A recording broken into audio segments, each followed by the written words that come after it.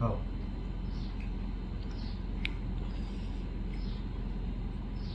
High বন্ধুরা, দেখো আমরা আম ভর্তা খাচ্ছি।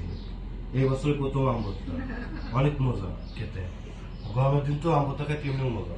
আর দেখো বন্ধুরা, আমরা তিন পদের আম ভর্তা খাচ্ছি। আমরা দেখো, আমি বড়ি দিয়ে কুচি কুচি করে জাল দিয়ে মারছি।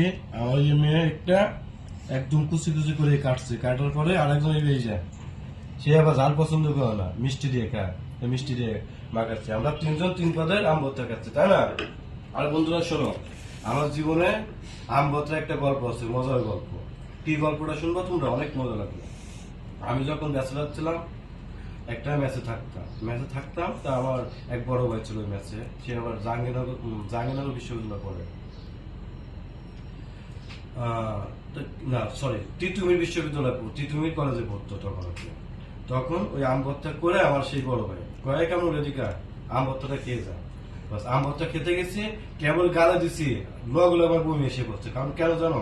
ওই আম ভর্তাটা ছিল পেঁয়াজ দিয়ে বানাইছিল সে। তো পেঁয়াজের আম ভর্তা আমি তো জীবনে খাইনি।